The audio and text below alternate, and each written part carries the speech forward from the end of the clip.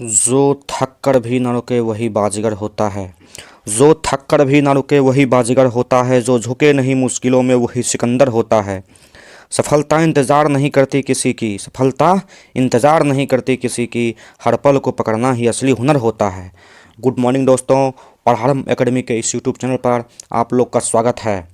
Current affairs series के तहत हम लोग आज 6 जनवरी 2026 की महत्वपूर्ण अंतर्राष्ट्रीय, राष्ट्रीय और बिहार स्पेशल घटनाक्रम को देखेंगे। हम इस सीरीज के तहत वनडे एग्जाम सहित सभी प्रतियोगी परीक्षा के लिए जो भी करंट अफेयर्स पूछे जाते हैं उनका डिटेल्स एक्सप्लेनेशन करने का प्रयास करते हैं। करंट अफेयर्स का भारांक वेटेज किसी भी परीक्षा के लिए दिन दिन महत्वपूर्ण होते जा रहा है और यह आपकी अंतिम सफलता में बहुत महत्वपूर्ण भूमिका निभाता है। तो आवश्यक है कि आप डेली आधार पे करंट अफेयर्स पढ़िए और रोज़ रोज़ के करंट अफेयर्स को पढ़ते हुए उसको रिवाइज करते चलिए और डेली के करंट अफेयर्स को लिखते चलिए। चलिए इसी के तहत स्टार्ट करते हैं हम आज का पहला करंट अफेयर्स। गोवा राजधानी पणजी, याद रखिएगा गोवा की राजधानी पणजी। गोवा में रक्षा मंत्री राजनाथ सिंह ने भारतीय तटरक्षक बल आईसीजी, इंडियन कोस्ट गार्ड, भारतीय तटरक्षक बल के बेड़े में सबसे बड़ा और पहला स्वदेशी प्रदूषण नियंत्रण बूथ। हम लोग जानते हैं कि समुद्र में कोई जो प्रदूषण व्यापक होने प्लास्टिक छोड़ फेंक दिए जाते हैं, नदी प्रवाह में जो प्रदूषण भी निकलता है, उसके बाद जहाज जो तेल टैंकर होते हैं वो जो है यदि टूट फूट जाते हैं, वो डूब जाते हैं, तो तेल टैंकर ऊपर डूबने लगते हैं, तो उसको उससे समुद्र में प्रदूषण होता है, उसके खिलाफ प्रदूषण नियंत्रण पोत समुद्र प्रताप को शामिल किया गया है। तो किस में शामिल किया गया? भारतीय तटरक्षक बल में। कहाँ शामिल किया गया? गोवा में रक्षा मंत्री राजनाथ सिंह द्वारा। यह गोवा शिपयार्ड लिमिटेड द्वारा निर्मित 2 प्रदूषण नियंत्रण पोत जो बनाए जाएंगे उसमें से पहला कौन है? समुद्र प्रताप है, इसको आप लोग याद। और गोवा के मुख्यमंत्री कौन है? प्रमोद सावंत जी हैं। और गोवा साइबर अपराध में हम लोग जानते हैं कि साइबर अपराध में जो हम लोग शिकायत दर्ज करते हैं उसमें रिस्पांस देने में, उस शिकायत के समाधान करने में पूरे भारत में गोवा नंबर 1 पे है। भारतीय तटरक्षक बल ये भारत के जो समुद्री तट है उसकी रक्षा करते हैं और इसके वर्तमान में अध्यक्ष कौन है? 26वें महानिदेशक कौन है? परमेश शिवमणि जी हैं। आप लोग इसको याद रखिएगा, परमेश शिवमणि जी हैं। तो गोवा शिपयार्ड लिमिटेड द्वारा निर्मित आईएनएस समुद्र प्रताप प्रदूषण नियंत्रक पोत को गोवा में शामिल किया गया है। अगला है रेबीज। जानते हैं रेबीज कुत्तों के काटने से होने वाली एक बीमारी है को दिल्ली सरकार ने सूचनीय रोग नोटिफिकेबल डिजीज के रूप में अधिसूचित किया है ताकि रोग का प्रणालीबद्ध निगरानी यानी इसका रेगुलर बेसिस पे नियंत्रण किया जाए और इसकी निगरानी किया जाए कि इसने कितने लोगों को काटा है और इसकी परिस्थिति क्या है। सूचनीय रोग ऐसे रोग होते हैं जिसे कानून के तहत अनिवार्य रूप से सरकारी प्राधिकरणों को रिपोर्ट करना होता है। मतलब सूचनीय रोग में जब शामिल किसी बीमारी को कर लिया जाता है तो उसके बारे में कितने मामले हैं, उसकी स्थिति क्या है, सरकार उसके क्रियान्वयन के लिए क्या कार्य कर रही है, इन सब के लिए सरकार को निरंतर नियमित स्तर पे प्राधिकरण को रिपोर्ट करना होता है। और भारत में एक अधिनियम है महामारी रोग अधिनियम 1897, उसके लिए सूचनीय रोग कानूनी अधिकार प्रदान किया जाता है कि इसके जरिए किसी भी रोग को नोटिफिकेबल डिजीज में शामिल किया जाता है। तो ये हम लोग का हुआ। अगला है चर्चा में रहा गैलेक्सी मेढक। एक विशेष प्रकार की मेढक है जो पश्चिमी घाट में पाई जाती है, लेकिन यह पर्यटन, अपनी पारिस्थितिकी संकट, अत्यधिक दोहन, आवास संकट की वजह से विलुप्ति के कगार पे है। तो याद रखिएगा पश्चिमी घाट की मछली है, ये मेढक है। पश्चिमी घाट हम लोग जानते हैं भारत के पश्चिमी तट पे गोवा, उसके बाद महाराष्ट्र, उसके बाद ये गुजरात, गोवा, महाराष्ट्र, केरल, कर्नाटक, इन सब राज्यों में फैला हुआ है। इसकी सबसे ऊंची चोटी अनायमुडी है और पश्चिमी और पूर्वी घाट का मिलन स्तर नीलगिरी होता है। तो ये चीज़ आप लोग स्टैटिक रूप में याद रखिएगा। चलिए अगला है पाकिस्तान। पाकिस्तान की राजधानी इस्लामाबाद। वायुसेना ने स्वदेशी क्रूज मिसाइल, पाकिस्तान भी मिसाइल बना रहा है, वो भी क्रूज मिसाइल, जिसका नाम उन्होंने रखा है तैमूर, का सफल परीक्षण किया है, जिसकी मारक क्षमता 600 किलोमीटर है और ये एक प्रकार का क्रूज मिसाइल है। तो याद रखिएगा पाकिस्तानी वायुसेना ने स्वदेशी क्रूज मिसाइल तैमूर का सफल परीक्षण किया है। नासा अमेरिकी की अंतरिक्ष एजेंसी है, जैसे भारत का इसरो है, रूस का रोसकॉसमोस है, उसके बाद उसी तरह से यहाँ की नासा है, कहाँ के? अमेरिका के।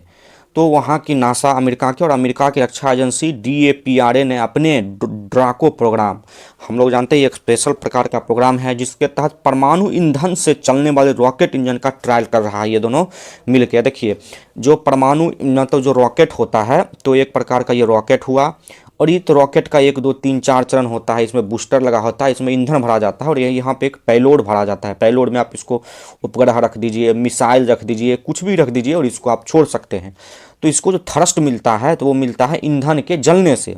ईंधन में विभिन्न प्रकार के ईंधनों को यूज किया जाता है मिसाइल में, तो उसी में आप परमाणु ईंधन का प्रयोग किया जाएगा ताकि इसकी गति न हो, और बार बार जो भरने की क्षमता हो उसको, फ्यूल भरने की, उससे भी छुट्टी मिल जाए। और जैसे ही चंद्रमा पे जाने में करीब 1 से 2 महीने भी मतलब चंद्रमा पे जाने में लंबे समय लगता है, 1 मंथ का समय लगता है। मंगल ग्रह पे जाने में भी अधिक समय लगता है, तो उसके लिए ये परमाणु ईंधन अत्यधिक महत्वपूर्ण होगा और कम समय में वहाँ हम लोग पहुँच सकते हैं। ये हुआ। आगे हम लोग का है कि भारत जो है दुनिया का सबसे बड़ा धान उत्पादक देश बन गया है। इसको याद रखिएगा, दुनिया का सबसे बड़ा धान उत्पादक देश कौन बन गया है? भारत। चीन को पीछे छोड़ते हुए विश्व का सबसे बड़ा धान उत्पादक देश कौन बन गया है? भारत बन गया है। भारत का कुल धान उत्पादन 150 मिलियन टन लगभग रह गया है, 150.18 मिलियन टन, और वहीं चीन का उत्पादन 145.28 मिलियन टन है।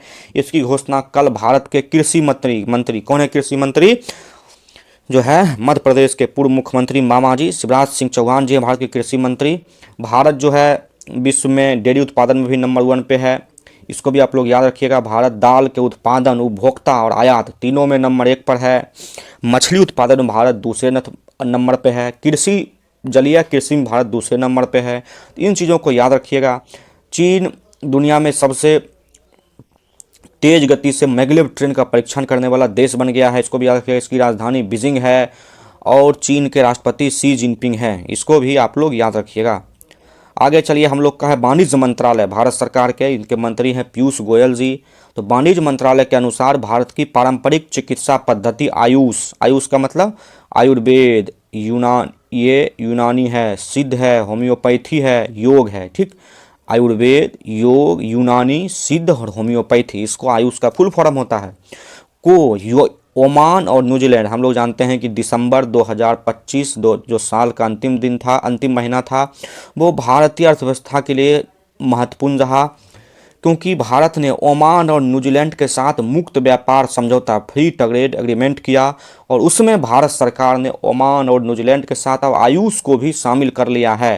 तो आपसे प्रश्न पूछेगा कि भारत ने हाल फिलहाल में ओमान और न्यूजीलैंड के साथ मुक्त व्यापार समझौता में किसको शामिल किया है? आपके ऑप्शन में ओमान दे देगा, डेयरी उत्पाद दे देगा, गहने आभूषण दे देगा, कृषि दे देगा। तो आप उसमें से आयुष याद रहेगा, तो आप उसको टिक मारिएगा। तो प्रश्न के फॉर्म में भी आपसे पूछा सकता है। तो ये आयुष होगा। आयुष का फुल फॉर्म आयुर्वेद, योगा, यूनानी, सिद्ध और होम्योपैथी, ये भारत के प्राचीन चिकित्सा पद्धति है। और होम्योपैथी के जनक को हैच कहा जाता है।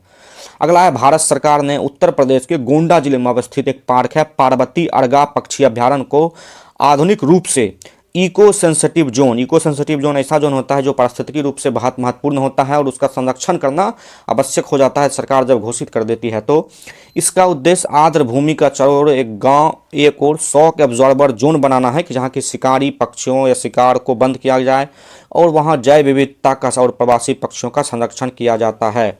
और याद रखिएगा, जो ये पार्वती अर्गा पक्षी अभ्यारण्य है गोंडा उत्तर प्रदेश में, इसको 2019 में रामसर साइट का दर्जा दिया गया, जिसको हम लोग आर्द्र भूमि कहते हैं। आर्द्र भूमि दिवस 2 फरवरी को मनाया जाता है।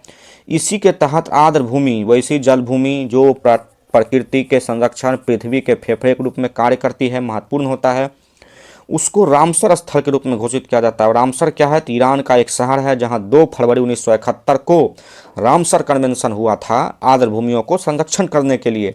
वर्तमान में भारत में 96 रामसर स्थल हैं। ये बात को भी आप लोग याद रखिएगा। और सबसे अधिक रामसर स्थल तमिलनाडु में है, और उसके बाद उत्तर प्रदेश में है, और बिहार में रामसर स्थलों की संख्या कितनी हो गई है? 5 हो गई है। आप लोग इसको याद रखिएगा। वर्ल्ड हेल्थ ऑर्गेनाइजेशन WHO इसका मुख्यालय जेनेवा में है, और टेड्रोस जी इसके हेड हैं, याद रखिएगा। इसका एक फार्माकोविजिलेंस एक टर्म है, आगे क्या है उसको बताएंगे। योगदान में भारत को वैश्विक स्तर पर 8वां स्थान मिला है। फार्माकोविजिलेंस दवाओं के जीवन चक्र दौरान उनके सुरक्षित उपयोग को सुनिश्चित करने वाली जैसे हम लोग जानते हैं कि कोई भी दवाई बनती है तो उसका एक निश्चित एक्सपायरी डेट होता है। यदि वो एक्सपायरी डेट से पहले यूज़ नहीं हो पाया तो उसका सुरक्षित तरीके से निपटान किया जाए। उसको साइड इफ़ेक्ट यदि उसका है तो उसका कोई दवाई बनी है उसका यदि साइड इफ़ेक्ट है तो उसका मूल्यांकन किया जाए, उसका रेगुलर पैमाने पे मॉनिटरिंग किया जाए। उन सब को हम लोग फार्माकोविजिलेंस कहते हैं और यह भारत जो है 8वें नंबर पे आ गया है, और जिसका उद्देश्य दवाओं से जुड़ी प्रतिकूल प्रभाव यानी साइड इफ़ेक्ट का पता लगाना, उनका मूल्यांकन करना, समझना और उन्हें रोकना है। इसको याद रखिएगा। राष्ट्रीय पक्षी दिवस, भारत का राष्ट्रीय पक्षी कौन है? मोर है, याद रखिएगा। राष्ट्रीय पक्षी दिवस 5 जनवरी को मनाया गया। 1 जनवरी को हम लोगों ने स्थापना दिवस मनाया DRDO का, 4 जनवरी को विश्व ब्रेल दिवस और 5 जनवरी को राष्ट्रीय पक्षी दिवस मनाया। NTCA national tiger conservation authority, इसको राष्ट्रीय बाघ संरक्षण प्राधिकरण कहा जाता है। 1973 में भारत सरकार ने बाघों के लिए बाघ संरक्षण की घोषणा की थी और उसके NTCA की रिपोर्ट के अनुसार 2026 में भारत में कुल 126 बाघों की मृत्यु हुई, जिसमें से सर्वाधिक मृत्यु 55 बाघों की मध्य प्रदेश में हुई, और मध्य प्रदेश में सबसे अधिक मात्रा में बाघ पाए ही जाते हैं, इसलिए मध्य प्रदेश को बाघों का स्टेट भी कहा जाता है। और हम लोग जानते हैं कि मध्य प्रदेश में कुल 9, सबसे अधिक भारत में 9 बाघ अभ्यारण्य मध्य प्रदेश में है। भारत में कुल 58 टाइगर रिजर्व हैं। आप लोग याद रखिएगा, 58वां tiger reserve Madhav tiger reserve जो कि मध्य प्रदेश के शिवपुरी जिले में है उसको बनाया गया है। MP में कुल कितने हैं? 9 टाइगर रिजर्व हैं। और भारत में कितने हैं इंडिया में टोटल? इंडिया में टोटल 58 है। 58वें नंबर पे कौन है? माधव टाइगर रिजर्व सबसे नया है जो कि है मध्य प्रदेश में। 57 नंबर का है राता पॉइंट टाइगर रिजर्व जो कि मध्य प्रदेश में ही है 57 नंबर का। 56 नंबर का है गुरु घासीदास तमोर पिंगला वन्य अभ्यारण्य को ही टाइगर रिजर्व जो कि गुरु घासीदास तमोर पिंगला कहाँ पे है? 56 नंबर का ये है छत्तीसगढ़ में। और 55वां कौन है? धौलपुर कौरी टाइगर रिजर्व जो कि है राजस्थान में, आपको याद रखिएगा। और बिहार का एकमात्र टाइगर रिजर्व है VTR वाल्मीकि टाइगर रिजर्व जो कि पश्चिमी चंपारण जिले में अवस्थित है। अगला है भारत का निवेश चार्ट के अनुसार वित्त वर्ष 2025-26 में भारत में जो कुल कितना निवेश हुआ उस निवेश में से करीब 1/4 25.3% के साथ आंध्र प्रदेश शीर्ष निवेश गंतव्य बनकर उभरा है। इसको याद रखिएगा। दूसरे नंबर पे उड़ीसा और तीसरे नंबर पे महाराष्ट्र है। इसको भी याद रखिएगा। आंध्र प्रदेश सबसे अधिक निवेश। आंध्र प्रदेश की राजधानी अमरावती है। इसके मुख्यमंत्री चंद्रबाबू नायडू जी हैं। आंध्र प्रदेश भारत में केला उत्पादन में नंबर 1 पर है। अमरावती भारत की पहली AI बनने के लिए तैयार है। याद रखिएगा इन सब तथ्यों को। राजस्थान सरकार सभी सरकारी स्कूलों में प्रतिदिन अखबार पढ़ना अनिवार्य कर दिया है। मोबाइल और दुनियादारी जो सोशल रील्स हैं इनसे दूरी बनाने के लिए और दुनियादारी से अपडेट रहने के लिए राजस्थान सरकार ने सभी छात्रों में और सरकारी स्कूलों में पेपर पढ़ना अनिवार्य कर दिया है। इसको आप लोग याद रखिएगा। अगला है हम लोग का शताब्दी साहित्य उत्सव। ये कहाँ मनाया गया इस बार? मेजर ध्यानचंद स्टेडियम नई दिल्ली में इसका मनाया गया इस बार। अगला है 44वीं जूनियर राष्ट्रीय खो खो चैंपियनशिप 44वीं जूनियर राष्ट्रीय खो खो चैंपियनशिप 2025 का आयोजन स्थल अटल बिहारी वाजपेयी स्टेडियम बेंगलुरु। याद रखिएगा यहाँ खेला गया। कई बार आपसे स्टेडियम का नाम या स्टेज जगह कर्नाटक में खेला गया। इसका विजेता लड़का बना कर्नाटक में ने महाराष्ट्र को हराकर बनाया लड़कों के श्रेणी में, और लड़कियों के श्रेणी में महाराष्ट्र ने उड़ीसा को हराकर जीता। तो याद रखिएगा दोनों में महाराष्ट्र फाइनल में पहुंचा था। कर्नाटक में लड़कों के वर्ग में कर्नाटक ने जीता और लड़कियों में महाराष्ट्र ने जीता।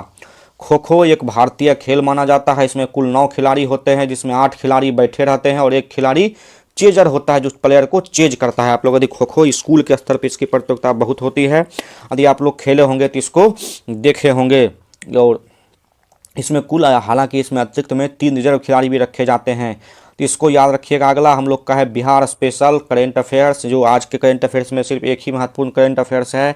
बिहार में भिक्षावृत्ति रोकने के लिए 14 जिलों में भिक्षुक पुनर्वास गृह खोलने का निर्णय बिहार सरकार ने लिया है। और मुख्यमंत्री भिक्षावृत्ति निवारण योजना के तहत भिक्षकों को पुनर्वास के लिए रुपये 10,000 मिलते हैं। तो ये बिहार सरकार का है। आप लोग याद बताइए भारत का 2 शहर जो भिक्षु मुक्त यानी भिखारी मुक्त शहर बन गया, तो कौन है भिखारी मुक्त शहर? तो एक है इंदौर, जहां कुछ दिन पहले दूषित जल पीने से बच्चों को डायरिया हुआ, कई परिवारों को डायरिया हुआ और लोगों को मृत्यु हो गई, तो वो एक शहर रहा इंदौर। और दूसरा शहर है भोपाल। ये दोनों भारत का कैसा शहर है? ये भिखारी मुक्त शहर है। इंदौर भारत का सबसे सुरक्षित शहर है। और अगला हम लोग जानते हैं कि भारत का झुग्गी मुक्त जो मुक्त यानी झुग्गी झोपड़ी जो होता है, तो झुग्गी झोपड़ी मुक्त शहर वो है चंडीगढ़, जो कि भारत का झुग्गी झोपड़ी से मुक्त शहर हो गया।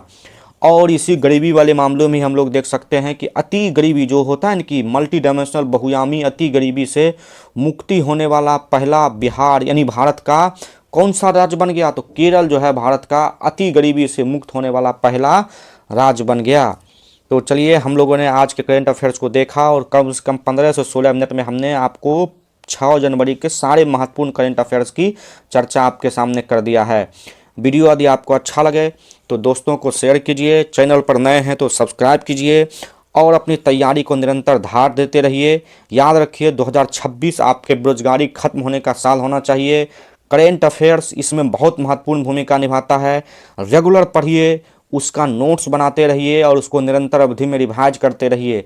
किसी एक बुक के पढ़ लेने से या कहीं एक जगह से एक बुक में एक बार पढ़ने से बहुत सारी चीज़ें आपकी छूट जाएगी और ये स्टैटिक बहुत सारे करेंट अफेयर्स आपको स्टैटिक्स भी बन जाएंगे। इसको आप लोग याद रखिएगा। जैसे एग्जाम्पल के तौर पे आज आपने याद कर लिया है, मान लिया जाए कि राष्ट्रीय पक्षी दिवस कब मनाया गया था। राष्ट्रीय पक्षी दिवस अब मनाया गया कब, मनाया गया 5 जनवरी को। तो ये स्टैटिक पार्ट है, आप कभी भी अगले साल भी 5 जनवरी को ही मनाया जाएगा, तो इसको आप लोग याद रखिएगा। जैसे अभी हम लोग NTCA की चर्चा किए तो नेशनल टाइगर कंजर्वेशन अथॉरिटी, इसकी चर्चा की पर्यावरण और वन मंत्रालय के तहत ये आता है। तो 1973 में बाघों के संरक्षण के लिए बाघ टाइगर रिजर्व प्रोग्राम चलाया गया। भारत में कैलाश साखला को टाइगर रेजिमेंट कहा जाता है। तो ये सब जो स्टैटिक जानकारी आपको मिलती है वो हमेशा परमानेंट इसमें रहेगी। यदि आप करेंट अफेयर्स ठीक है तो आपका स्टैटिक भी बहुत सारी चीज़ें ठीक हो जाएगी। इसको आप लोग ध्यान रखिएगा। मिलते हैं अगले वीडियो में, पढ़ते रहिए। Bye, good night.